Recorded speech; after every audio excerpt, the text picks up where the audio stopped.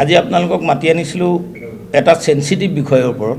ৰাজ্যখনত দেশত বিজেপিৰ সাম্প্ৰদায়িক ৰাজনীতিত সম্প্ৰীতি সমন্বয় নষ্ট হোৱা সকলোৱে দেখিবলৈ পাইছে। কিন্তু আজিৰ যিটো পৰিৱেশ, বাংলাদেশত সংখ্যালঘু তথা হিন্দুৰ যি নিৰ্যাতন হৈছে, সংখ্যালঘু তথা হিন্দুৰ যি নিৰ্যাতন হৈছে, সেই নিৰ্যাতনত ভাৰতবাসী উদ্বিগ্ন, আমি অসমবাসী উদ্বিগ্ন।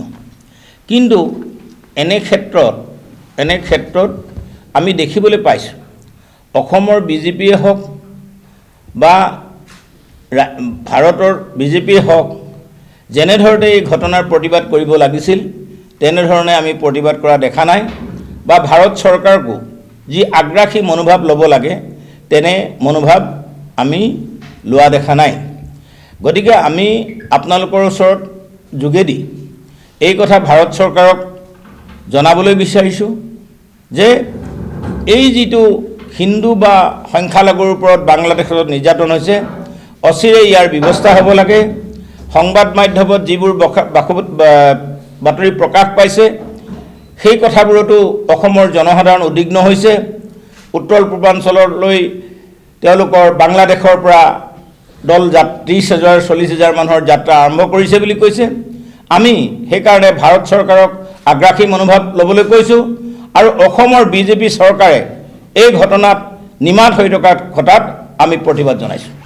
লগতে এই কথাও আমি কৈছোঁ যে ইতিমধ্যে আমাৰ তৃণমূল কংগ্ৰেছৰ নেত্ৰী, পশ্চিমবংগৰ মুখ্যমন্ত্ৰী তথা সৰ্বভাৰতীয় তৃণমূল কংগ্ৰেছৰ সভানেত্ৰী প্ৰধানমন্ত্ৰী ডাঙৰীয়াক আগ্ৰাসী মনোভাৱ ল'বৰ কাৰণে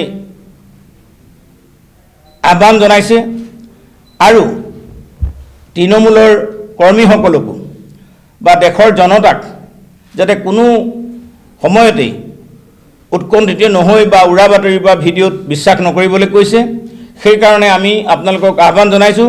আৰু বৰ পৰিতাপৰে আমি দেখিছোঁ যিখন ৰাজ্যত বিজেপি আজি শাসনত আছে, কেন্দ্ৰত শাসনত আছে, ডাবল ইঞ্জিনৰ চৰকাৰৰ কথা কয়। আজি ডাবল ইঞ্জিন এটা সময়ত বাংলাদেশক কোনে স্বাধীন কৰিছিল সেই কথা আজি তাৰিখত সকলোৱে জানে।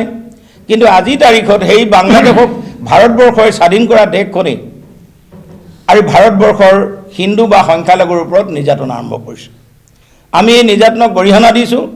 ভাৰত চৰকাৰক আগ্ৰাসী মনোভাৱ ল'বৰ কাৰণে কৈছোঁ যাতে এজনো হিন্দু নষ্ট নহয়, তাত থকা হিন্দু উপাসনাৰ স্থলীবিলাক যাতে সুৰক্ষিত হয়।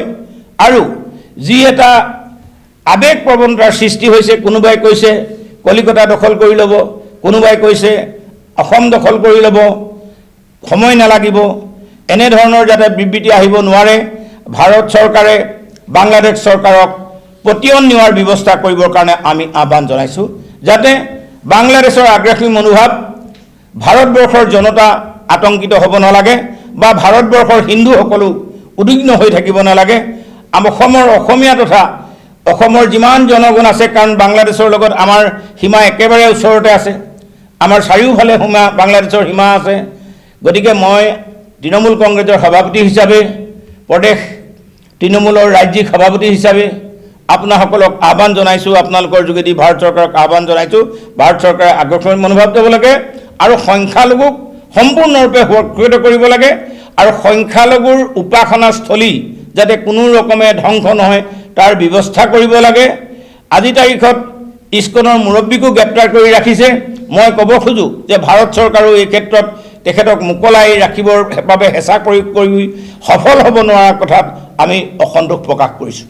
গতিকে শেষৰ আকৌ এবাৰ কৈছোঁ যে অসমৰ জনতাক আতংকিত নহ'বৰ কাৰণে অসমত থকা বিজেপি চৰকাৰে, ভাৰতত থকা বিজেপি চৰকাৰৰ ডাবল ইঞ্জিনে যাতে ৰাইজক এনেধৰণৰ এটা হেঁচামুক্ত পৰিৱেশৰ পৰা মুক্ত কৰিবৰ কাৰণে আহ্বান জনাইছোঁ। আমি এতিয়ালৈকে বিত্ততাক লৈ আলোচনা হোৱা নাই, যিহেতু আপোনাসকলে জানে মোৰ 9 তাৰিখে এপইণ্টমেণ্ট হৈছে, মই 10 তাৰিখে লৈছোঁ। আমাৰ খুব সোনকালে আমাৰ যি নেতৃত্ব আছে, দিল্লীৰ নেতৃত্বও আছে, এটা ষ্ট্ৰেটেজিক কমিটি মিটিং হ'ব আৰু আমাৰ ইনচাৰ্জ পশ্চিমবংগৰ শ্ৰম আৰু আইন মন্ত্ৰী তেখেতো বোধহয় 21-22 তাৰিখে আহিব। আজি ৰাতিপুৱা মোক কনফাৰ্ম কৰাৰ কথা আছিলে, মোক এতিয়ালৈকে তেওঁ কনফাৰ্ম কৰা নাই। আৰু এটা হেভি জইনিং প্ৰক্ৰিয়াও 21-22 তাৰিখে টেণ্টেটিভ হ'ব লগা আছে। আৰু লগত খালি আপোনাক এটা প্ৰশ্নটোৱে কৰিছে যে পঞ্চায়ত ইলেকশ্যন, BTAT ইলেকশ্যন, বিধানসভা ইলেকশ্যন এই সকলোতে আমি নামিম, থাকিম, অৰ্থাৎ প্ৰতিদ্বন্দ্বিতা আগবঢ়াম। আৰু এলায়েন্স সন্দৰ্ভত মই এটা কথা কৈছোঁ, আমাৰ প্ৰাথমিক শত্ৰু হ'ল বিজেপি, আৰু বাকী আমি এলায়েন্স কৰিবৰ কাৰণে নিজক শক্তিশালী কৰাৰ প্ৰয়োজন আছে। বিৰোধীৰ লগত থকা বা সাম্ভাব্য নিৰ্বাচন কেন্দ্ৰিক ক্ষেত্ৰত এলায়েন্স কাৰোবাৰ লগত কৰিম নকৰিম সেই কথাটো ওলাই কৰি দিয়া নাই। এলায়েন্সটো ডেফিনেটলি ভাৰতবৰ্ষৰ ৰাজনীতিত আজি তাৰিখত এলায়েন্সৰ প্ৰয়োজন আছে, কিন্তু মই ক'ব বিচাৰিছোঁ মই নিজে শক্তিশালী নোহোৱাকৈ কাৰোবাৰ ওচৰত এলায়েন্স কৰাটোত অকণমান অসুবিধা আছে। আপুনি অসমৰ যি কংগ্ৰেছ দলে আৰম্ভ কৰা এলায়েন্সৰ পৰিপ্ৰেক্ষিতত দেখিলে, বাই ইলেকশ্যনত কি হ'ল দেখিলে, লোকসভা ইলেকশ্যনত এলায়েন্স কি কৰিলে। এলায়েন্স কৰিলে সততা থাকিব লাগিব, বন্ধুত্ব থাকিব লাগিব, আন্তৰিকতা থাকিব লাগিব। আন্তৰিকতাবিহীন, বন্ধুত্ববিহীন, সততাবিহীন এলায়েন্সৰ কোনো মূল্য নাই। মই এলায়েন্সত নোযোৱাৰ কথাও কোৱা নাই, আৰু আমাৰ কেন্দ্ৰীয় নেতৃত্বই কৈছে যে মিনিমাম 50% বিধানসভাৰ আসনত প্ৰাৰ্থিত্ব দিব লাগিব।